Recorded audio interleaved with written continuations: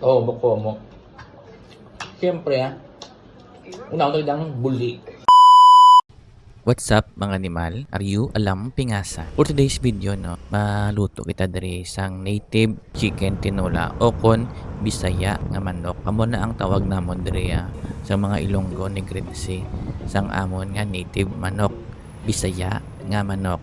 So sini nga video no, makadto ako anay sa merkado sang Burgos diri sa may Bacolod City. O ginatawag nila nga North Public Market. Dili ko permi gabakal sang akon nga native nga manok. Kay fresh na fresh. Sure mo to? Video ni. Video na. Ano nga gupit na yung anong kilid mo na ako? Piper. Ha? Correct niya, kit. Correct niya. Ano na? Correct? Correct. Ano na sa ngalan nga gunting? Piper. Piper? Oh. Sabaya. Charles yung vlogger. Si Charles. Oh. Sino silang tagger? Si Charles. Din. Mga... Nagaywa. Oh. Ngalan niya si Charles. Charles the Great.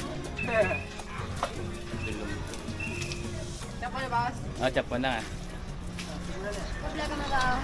Uy, basi magmanggranon tada. Diba? Bakal ta sports car da yun. Giri, sila nga malo magbakalaw. No. So ginbilin ko lang anay ang akon nga manok no. Balikan ko lang na siya. Masulig ko danay sa may merkado, mabakpal sang lamas-lamas para sa aton nga panakot. Pagkatapos naton di sa may Burgos Bahit iti ginagmay sa aton tropa pamantay sa aton motor. And then nakapuli na kita sa aton nga balay. And anyway no, nagkadto ko dili sa piyak balay manakaw ko di ka nga anda nga malunggayo kay ka durugin balahaw. And then so ginopen ko din akon nga sliding door para social ba, di ba? Namin kung social-syalan ka lang yung balahaw, no? Hindi ka nagidang bagit-bagiton mo pa. Char lang. So ari na nga aton nga manok, no? Inlusgos ko lang ni sa asin para makuha ang mga duldanlak-danlak. Lagi make sure tagi niya nga hugasan tagi niya mayo. And then prepare ta na din ato nga mga lamas-lamas. Pulpul-pul ko lang din ato nga ahos. Yo ay wao ato lang din ato nga sibuyas bombay. May butang ko digre kamatis no. So ang iba niya wala ga kamatis. So it's up to you. And then ang ato nga loy So aton din ato nga kalaha, tangan ta lang kalayo kag painiton kag umpisahan ta na gisa ang aton mga lamas-lamas. So gindungan ko di ang aton nga luy kag ang aton nga sibuyas bombay. Pag medyo aromatic, so ibutang naman din ang aton ahos. Pagtapos ang ahos syempre ibutang na naman ang aton nga kamatis. And then pag medyo caramelize ng kamatis ibutang na naton ang aton nga Bisaya nga manok. Gamay lang na nga tubig para magsalupsop ang iya nga flavoring. So nagtig-ang ko di gali dola niya kakap nga jasmine rice. O charot.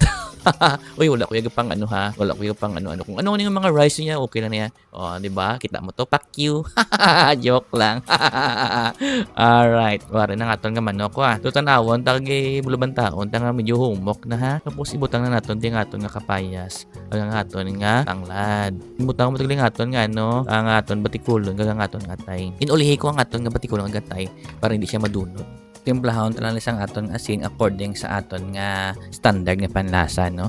So make sure tagi nga standard nga panlasa. Taki mayara iba niya nga gusto sang medyo lasay, kag mayara man niya gusto sang parat-parat.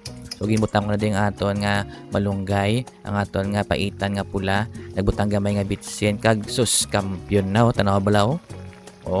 Gadakal-dakalo. Te, style ka pa? Bala, timo dyan.